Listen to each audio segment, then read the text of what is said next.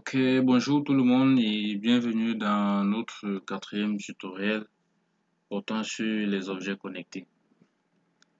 Il sera question pour nous dans cet autre projet de mettre sur pied un système constitué d'un ordinateur mono 4, d'un détecteur de mouvement, un capteur, qui va permettre de mettre en marche ces deux autres équipements, une machine à café et une lampe du plan de travail. C'est-à-dire quoi? Cela voudrait donc dire qu'on a par exemple une pièce où il y a un détecteur de mouvement à la porte et dès que le détecteur de mouvement détecte un mouvement, aussitôt l'ordinateur mono 4 met en marche la lampe du plan de travail et allume la lampe du plan de travail et met en marche la machine à café. Ok, c'est un mini un système intelligent qui peut aider dans des situations qu'on rencontre chaque jour. Donc c'est un projet vraiment on rencontre très souvent dans la vie active. Ok, notre ordinateur mono 4 est directement relié aux trois autres équipements à l'aide du câble IoT. Ok, nous allons donc passer à la configuration, à la programmation de notre ordinateur mono 4 pour que lorsqu'il détecte un mouvement, il allume la lampe et met en marche la cafetière.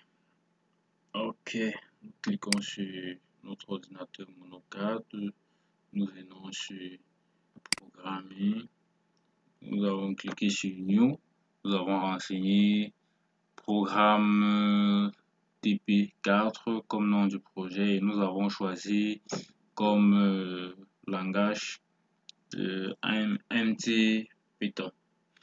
Donc nous cliquons sur le projet que nous avons créé et nous cliquons sur le fichier main de celui-là. Nous avons donc le code suivant qui nous permet de détecter le mouvement, d'allumer la lampe et de mettre en marche la machine à café dès qu'il y a détection d'un mouvement ou d'éteindre le dispositif au cas contraire. Ok, première instruction, importation de la bibliothèque GPIO. Deuxième instruction, importation de la bibliothèque Time. Nous avons là une variable que nous initialisons à 0. Une fonction lit le lecteur de mouvement.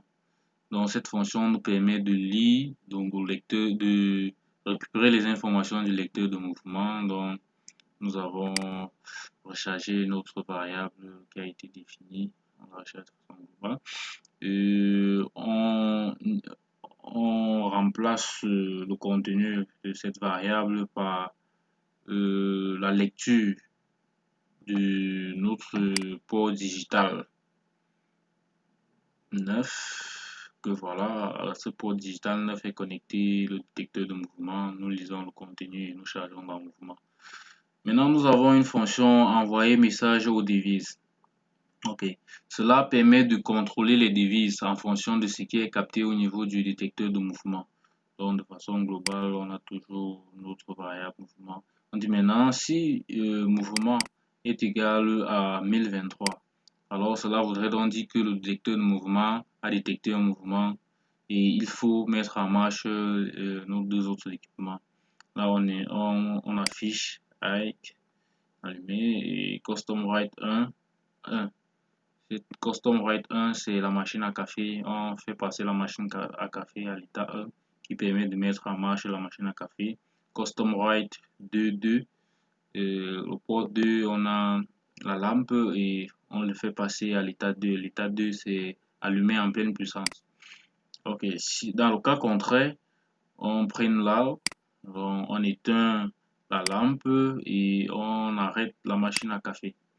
Nous avons maintenant là def main ping mode de 1 output dans la machine à café en output en sortie.